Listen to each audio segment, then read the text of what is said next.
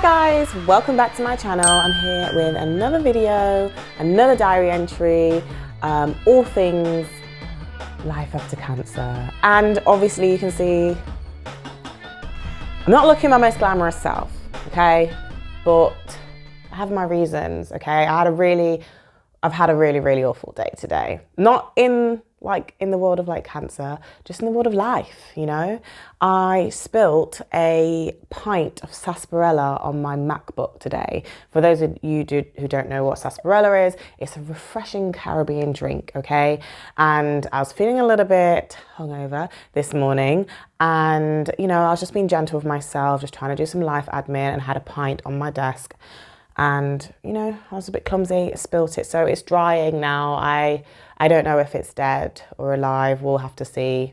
Google says 24 hours. I mean, if anyone has any tips, please comment below, because I'm trying not to panic, but obviously my whole life is on there. So we'll see. I'm going to take it to the Apple people soon, and hopefully they'll help me. So yeah, so that happened.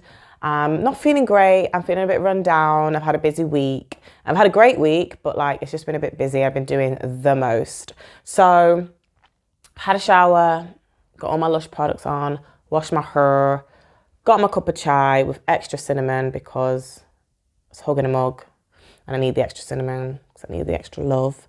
And I'm ready to chat. So let's get to it. I'm not even going to put that down there because last time I just spilt it. Oh man, that's so good. Oh, it's so good. I actually just need to sit here for a minute. Oh, so good. That was banging. Thank you.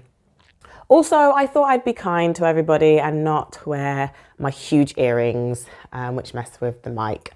So I've just some little studs in, because I honestly do feel naked when I don't wear earrings. I think because I've got really petite ears, I always feel like I have to overcompensate by wearing earrings, you know what I mean? This week, something very strange happened to me for the first time. I went to the doctor's. It wasn't for myself, it was for my husband, but I was going along with him. And I had that feeling that a lot of people have, a lot of us with chronic illnesses and diseases like cancer and all this kind of stuff. We sort of prepare ourselves for war. I always prep every question that I want to ask, make sure I utilize the time, because you know, the NHS, obviously they're overrun, underpaid, and sometimes they be a little bit, you know, short with you. And so I've always found in my experience that if I go prepped with my questions and with a really good attitude, then I get the best out of the appointment. So we went and it was really lovely. The nurse was absolutely amazing. But the feelings that I had whilst I was there were very unusual. The appointment wasn't even for me, and yet I was sweating from head to toe. And I felt like I had a mask on. And I'm not sure if that's because when I was in hospital, it was masked all the time. It was, you know, you never went in without a mask. I never went in without a mask anyway. And even afterwards, I was pretty careful because, you know, I was in and out of hospital and stuff like that during COVID time. So I don't know if it was because of that, but you know, we weren't wearing masks this time. So it felt like I had a mask on and I was sweating. Anyway, the appointment went fine. I got home and I literally stripped. I was in the office and I said to my husband, I said, are you hot? I'm boiling. And he was like, no, I'm good. Are you all right? I was I just feel so hot, sweating in every crevice. And he was like, are you okay? And I was like, I don't know. My heart's racing. And I think it was PTSD. I might be overreacting, but I actually do. I think that I was panicking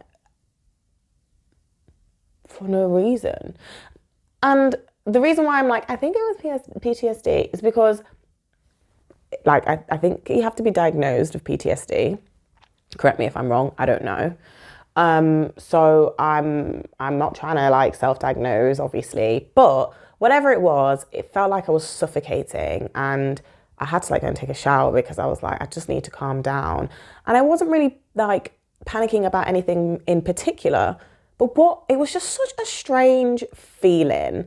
And it calmed down after a bit, and obviously I just left it, but I was just deep in it like a few hours ago, like, wow, like, what was that? And like, I don't want to feel that again. And PTSD, when we watch it on movies, yeah, it's like, you know, it's quite serious, it's quite dramatic, and it wasn't like that, but it was a serious reaction. It was a very visceral reaction to going to the doctors.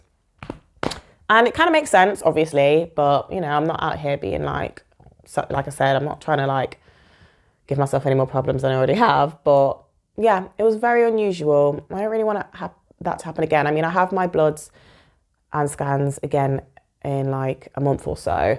But again, I'm going for me, so I'm already prepared. And that whole experience is just awful anyway. Like the amount of times I go into my cancer hospital and everyone thinks I'm staph.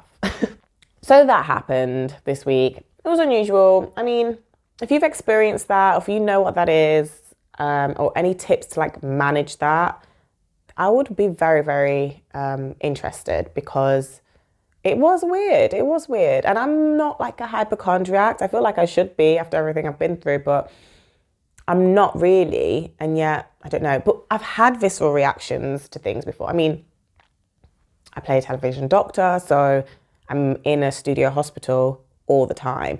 I'm always having to like manage myself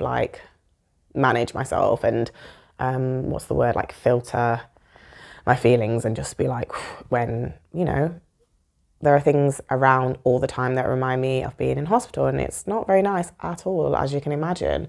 And I've had real big panic attacks over like the tiniest things before, and that makes sense. But yeah, I don't know, like going into hospital and like going into the doctors and it wasn't even about me, and sweating, I don't know. It was strange.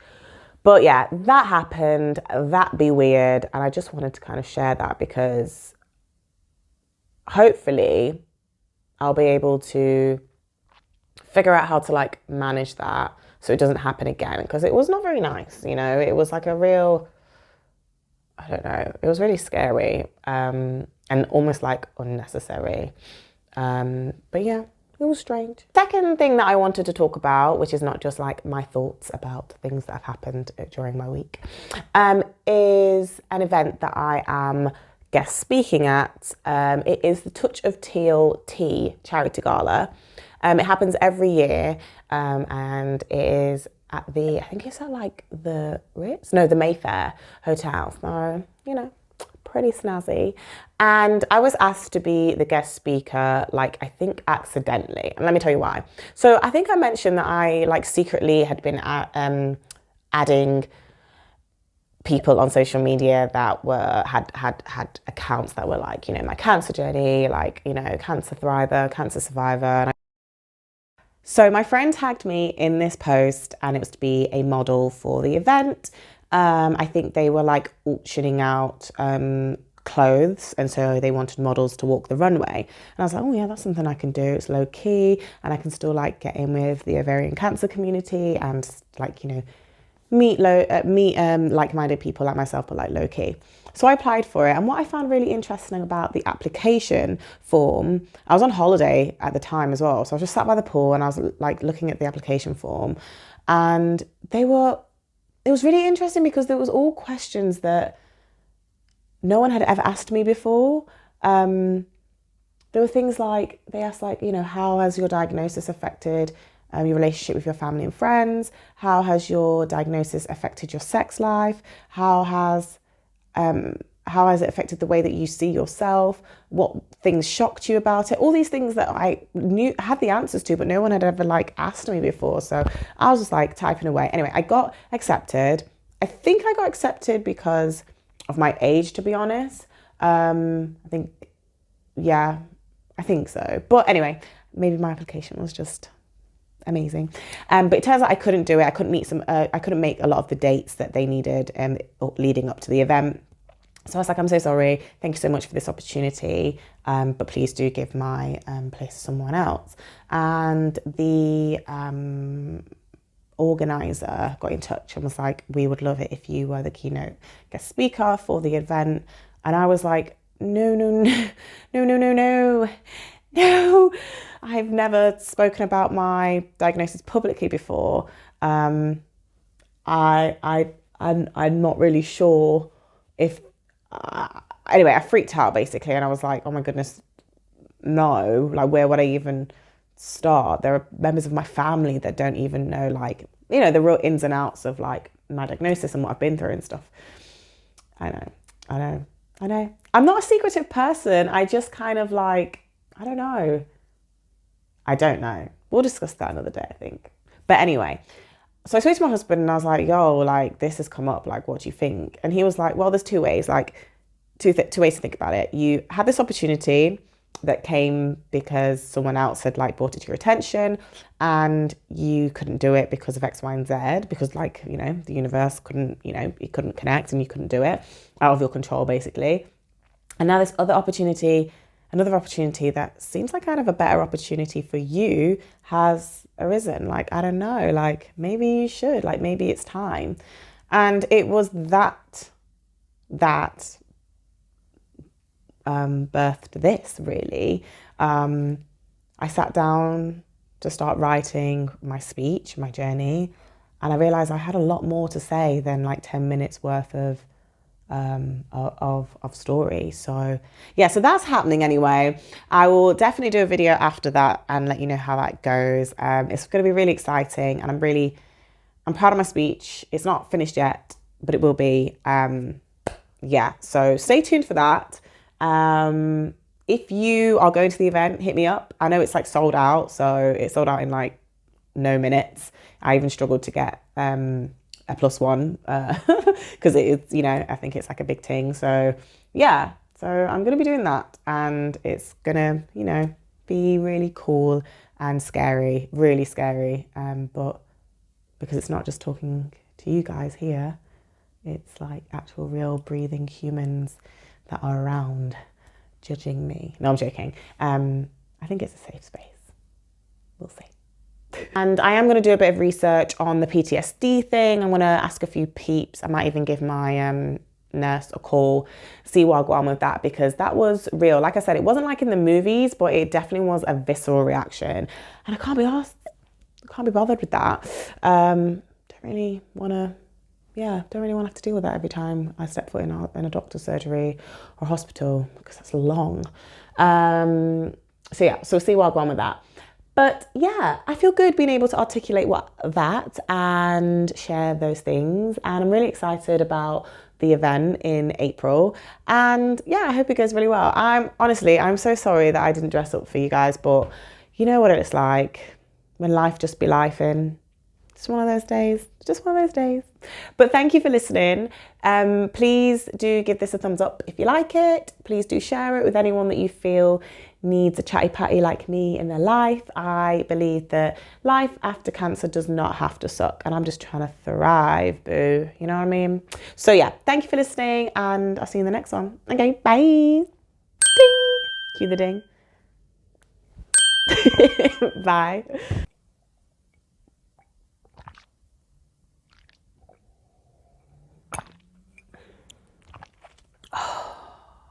So good.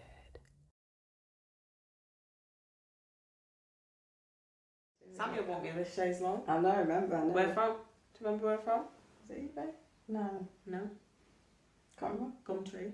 Gumtree. When we lived in Nottingham. Yeah. That's either Gumtree or eBay. And then we went round to their house, £10. Oh gosh, yeah. Yeah, £10. Fuck yeah. Samuel bought me this chaise long. I know. Where from? Do you remember where from? Is it eBay? No. Can't remember. Gumtree. When we lived in Nottingham. Yeah. That's either Gumtree or eBay. And then we went round to their house, £10. Oh gosh, yeah. Yeah, £10. Fuck yeah.